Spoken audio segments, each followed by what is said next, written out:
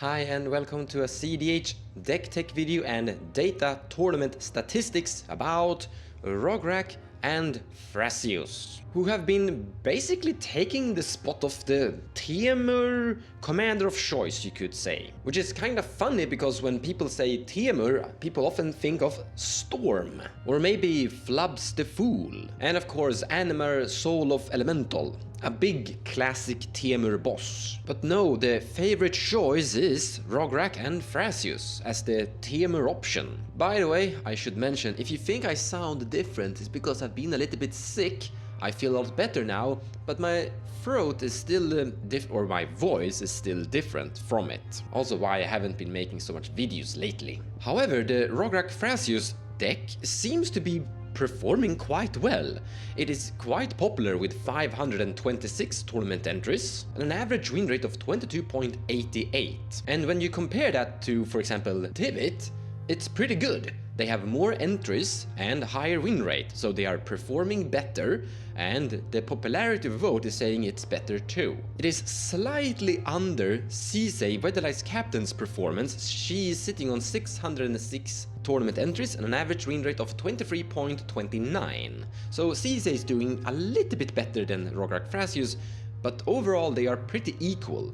If we climb up to Roghsai, they have 632 tournament entries and a win rate of 25.32. But Thrasios Rograkh have still overtaken commanders like Nayela the Blade Blossom that have truly fallen down in both popularity and performance. And if we look at some of the extremely popular commanders like Kinnan, that is sitting on 1179 tournament entries and a win rate of 22.62, Rograkh Thrasios is actually doing equal, I would say. Less tournament entries, but the win rate is spot on equal. I guess I should mention this one. I did promise in a previous video when I made a deck data statistics about Hashaton that I would showcase Hashaton's performance, and 200 tournament entries and the win rate is very bad. We should also mention the best deck in the format, which is Tymna Kraum or Blue Farm with 1406 tournament entries and a 26.46 average win rate. So that gives you something of a leaderboard on how good this commander pair actually is, and the verdict is basically it is equal to Kina, you could say. But what in the world is this deck actually up to? And well, this picture basically summarized the game plan structure, so to say. Now I should come clean, I've actually never played this commander pair. I've played a lot against it, but that was when it was more of a polymorph strategy. The community have basically diverted a little bit away from that. But I would also like to mention that I've watched this or seen this deck a lot in action. I'll calculate a lot of YouTube data statistics by watching YouTube gameplay videos, and this commander have been popping up, and this is what they have basically been doing. And from my viewer standpoint, I can say that yeah, that looks very efficient when it gets going. And it is basically a Gaia's Cradle Thrasios activation storm build, almost, you could say. Now it's not really like a storm like a Grixis style, but it's trying to untap Cradle over and over and activate Thrasios over and over, almost creating something like a Paradox Engine attempt. And Rograkh is good here because it is a creature that comes into play for free, so it's boosting the Cradle potential. But you have cool cards like Minmano, School at Water Edge that can untap the One Ring, but also the Cradle. And then you have Magus of the Moon, Deserted Temple, untap target land, Voyaging Satire, Chaos Follower, anything that basically untaps the Cradle just makes you keep on going. And then you have green for crop rotation to tutor for the Cradle. Which takes us to the next part of this video, where we look into individual cards. The pie chart in the middle indicates the popularity vote or the inclusion rate, how many of the 513 tournament entries have included Deserted Temple in their build. And here you see a perfect 50-50 split, meaning that from the 513, 257 have included Deserted Temple, where the population that did include Deserted Temple saw an increase in their average win rate by plus 0.81. So from this we can see that potentially they are good recommended cards and sometimes less recommended cards, you could say. So here we have Jeska's Will. The inclusion rate is down to 24%, and the average win rate for those 123 decks that it included is on 21.70, which is a drop of -1.22. Now, spoiler alert, I'm not going to showcase all the cards that Thrasios have included, so if there's a specific card that I don't showcase in this video, write in the comments below and I will look into it for a specific detail. What I'm trying to showcase are the ones that are sticking out, popular cards in the general population of the community, to give some form of direction. There's a lot of cards that's like, there's nothing really here to say. So if I didn't mention the card, it was probably because the data didn't really say much about it. But we can find some very powerful selections. For example, here we have Biomancer's Familiar, an inclusion rate of 37.6% and a win rate of 25.52. If you remember Roghsai, Rograkh and Celias, the Grixis boogeyman of the format, we have suddenly reached that average win rate. So don't take the win rate of a certain commander by default. A lot of players are playing the commander differently. For example, here is Divergent Transformation. This is the old version, this is the polymorph version, and you can see that there's an inclusion rate of 2.7% and a win rate of 13% on this one. So you can really see a shift from the old towards the new, where people have been moving away from the polymorph strategy. But the polymorph stuff is still like dragging down the win rate for the general population overall still. But the big takeaway I want to really emphasize here is that you can build your deck differently to potentially boost the average win rate and score better. In a case, there are ways to build the commander good and ways to build it bad. That was, wow, what a wisdom I'm delivering. Now, a lot of these cards are just, Colossal Sky Turtle, not that much to say. It looks good. Population count is very low, so it's hard to say that the win rate is a certainty, but it's showcasing some promising result. I can actually see why, because this can interact in a silent situation. Here's that Candelabra of Thanos, very included. Earthcraft, another great example of the storm concept with this. And Rograkh, by the way, is great with Earthcraft and a few basic lands. You're going to boost your storm potential quite a lot. Cryptolic Rite, a budget version, not the same, because this requires that they are no longer suffering from summoning sickness. It requires haste, and Earthcraft doesn't require that, it goes past it. So this is a budget version, a lot weaker than Earthcraft, but yeah, it still looks like you should play it in the end. I guess I should showcase this and explain it. Gifts Ungiven was recently unbanned, so only 22, an inclusion rate of 4.3%, have included it so far, but that is because it was banned and not legal before, so we can't really say that much. But one thing we can say is that it has helped this deck in general. In the end, this is a breach deck too. Seedborn Muse, more or less auto-included, so you have an inclusion rate of 92.2%, which gives it an average win rate equal to the total average. So yeah, Seedborn Muse, auto-included. And I mean, if your entire game plan involves around having Cradle and Thrasios activations, then this is one of the best cards you can find. We also have Relic of Legends. This is a great variation, a budget version to Earthcraft, by the way. As you can see, it's very close to auto-included, and this is why Rograkh is a very good commander for this concept, because it's a zero-costing commander that is a legendary creature, so it's automatically going to boost the Relic of Legends instantly. Don't focus too much on the win rate on this one, focus on the 83% inclusion rate, and that is basically saying it's an auto-include. This is surprising me a tiny bit, but in the end I want to mention this. Data and statistics aren't perfect all the time. It is giving you some form of indication and potential. I think you should play Ragavan Nimble Pilferer, but something I said in the beginning of this video, I don't play this commander myself, and as you can see, people have chosen not to include Ragavan for various reasons that maybe I don't know. There might be that combat is getting tricky, people are talking about the mid-range hell and that there's like blockers everywhere. And if that's the case, then Ragavan isn't that good. On the other hand, Ragavan synergizes greatly with Relic of Legends. I mean, this is like a bird of paradise in that sense. So I don't know why this has a low inclusion rate and a low win rate. I am just showing you the numbers and you can draw your own conclusions. when I fail.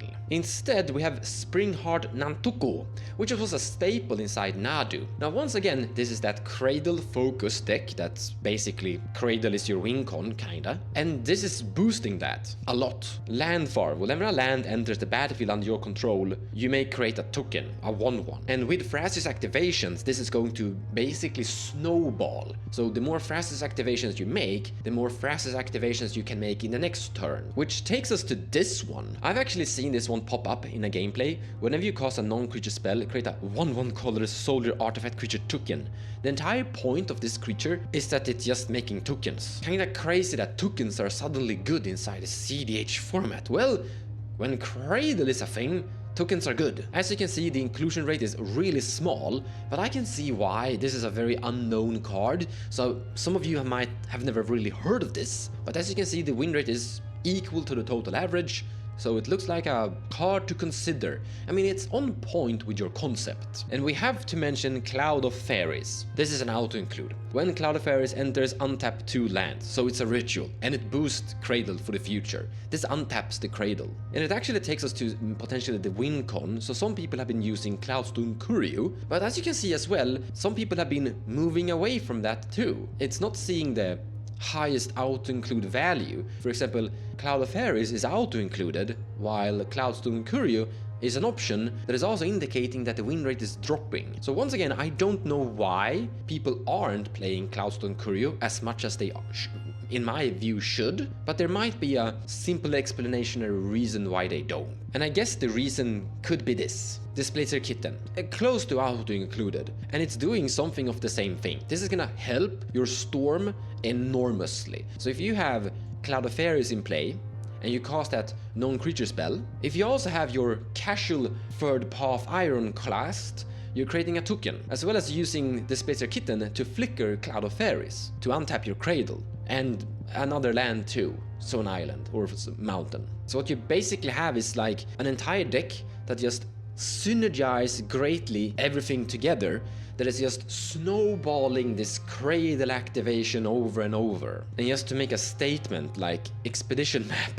This is a terrible card in my opinion, it's so bad! But now suddenly when like Cradle is the main thing, it's heavily played. The inclusion rate is up to 70% and the win rate is on 24.33 plus 1.41. This is showcasing how important the Cradle actually is. And by the way, Urza Saga can find this artifact. Oh yeah, here we have Training Grounds. Very popular and very good. Increased by plus 3.26 to the average win rate. So yeah, play that one. The One Ring, auto-included. I don't think we need to talk that much more about it. I mean, this is also auto-included. This is untapping your Cradle, or Mimano is untapping your The One Ring. Some people have been experimenting with Song of Creation. I think this is a cool card. I don't think it's that good. And as you can see, the popularity vote is to 30% and the win rate is on minus 1.41. So the indication is that don't go Song of Creation. It is probably demanding a little bit too much from your deck in general. So we have been storming a lot. How do we win? Like, we gotta have a finisher to kill our opponents somewhere down the line. And apparently it's not Isochron Scepter. Like, this is a super low inclusion rate and the win rate is saying bad. Dramatic Reversal is still being played as a ritual, but as you can see, it's not heavily played, it's not an auto-include, it's something that is good a little bit depending on. Like, Dramatic Reversal will untap your Candelabra, and it will synergize with Earthcraft untapping all your creatures. And by the way, if you have mass-produced tokens with this Springheart Nantuko, and you have Earthcraft in play, then your Dramatic Reversal is gonna be a big boost. But that's a lot of hoops of all of those things being good together. On the other hand, Dramatic Reversal is very good with the One Ring, so I can see a world where Dramatic Reversal would be a cool card to consider and playing a little bit more. Like, the win rate isn't dropping that much, but in the end I don't think it's an auto-include, and I can see a world where other cards could be better instead. But back to winning. If we are not winning with Isochron Scepter, then how? In general, this is your finisher. Once you have infinite mana, then activate Thrasios until you draw Final of Devastation and win the match.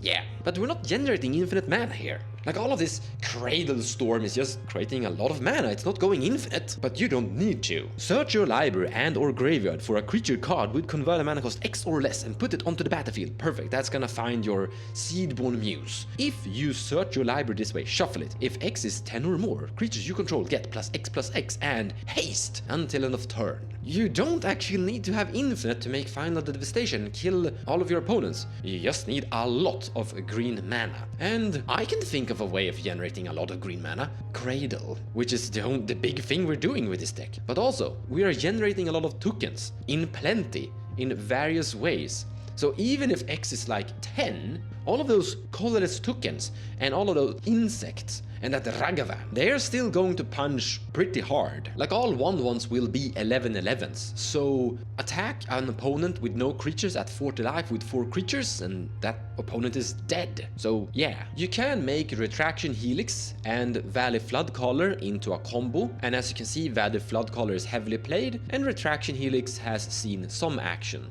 but it's not a big one. Devoted Druid is also an option, but as you can see, it's not the main one. It's seeing some action, like a popularity vote of 36.6, average win rate is dropping by -1.47, so it doesn't seem like a recommended choice and not a go-to victory for most winning decks here. We should mention Hullbreaker Horror. We did look at Polymorph before. For example, here we have Divergent Transformation, very out of date, not played anymore, but Hullbreaker Horror is still seeing action. So this is not Polymorph Hullbreaker Horror, this is just that big expensive spell at 7 Cyclonic Rift mana that will win the match by generating infinite mana with your Moxhammer and Rograkh does it. Yeah, that's all you need. And then you draw your deck and cast Final of Devastation to win. But as you can see, it's not an auto-include, it's 50-50 split and the win rate is dropping. So it looks like it's not needed. The Stormy Cradle decks just gets there anyway. Because once again, instead of playing that Hullbreaker Horror, we have Biomancer's Familiar. Now that win rate, 25.52,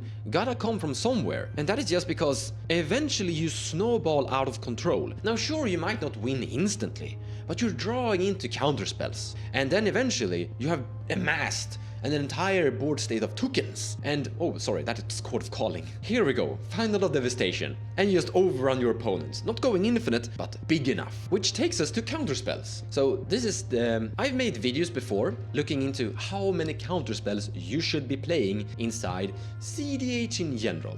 So this is a heat map that is looking at how many counterspells someone played and what win rate they got. And it's a lot easier to understand if we look at the scatter plot. So we can see here that the number of counterspells you should play to have the best win rate is around 11. Or well, we could also mention that going lower doesn't seem to hurt you that much. Because this being the highest point and the angle downwards here, this is like pretty much on the average, you could say. This is 22 and the total average for this commander was 22.82. And this is climbing up above 24. So like the difference here isn't that huge. So if you drop like down this amount of counterspells, I don't think that's going to highly affect your win rate. But when you start to include more, it is drastically dropping. However, I would like to point something out. The amount of data that we have aren't that huge. So you're seeing a big spread here. What I mean is that we have an angle stretch from this point to this point, and the blue dot could be anywhere inside this area. So this is an uncertainty. So the win rate could be up here or it could be down there. So it's just not enough data is the answer. While this spread is a little bit shorter, so it's a little bit more certain where the win rate point is in the end. Making the final verdict that you should trying to aim somewhere around, I would say 8 to 13 counterspells potentially. Hitting maybe 11 might be the perfect mark, but it's hard to say. Now that amount of counterspells sounds low to some people, and we aren't like winning instantly. But the thing is that you are taking over the game kinda as an arch enemy, drawing so many cards that you're going to draw into your low amount of counterspells that are gonna do the job. Your Force of Will, your Mindbreak Trap, your Flusterstorm, your etc etc, that will keep your opponents unable to win the game. And maybe even some like Cyclonic Rifts, some others, Lightning Bolt to kill some annoying creatures like Draenei Magistrate and such, to help you control your opponents until you can win-win with your Stormy Overrun effect. So if you're looking for a deck that wanna use the Cradle as the commander, then look no further. This might be the ultimate Cradle deck because of how that Rograkh is boosting the Cradle and Thrasios is utilizing it. I hope you learned something cool from this video or got inspired in any kind of way. Thank you so much for watching, guys, and I hope you enjoyed the video. I'll see you around in the next one. And don't sneeze or cough in people's general directions. They may end up making less YouTube videos because of that.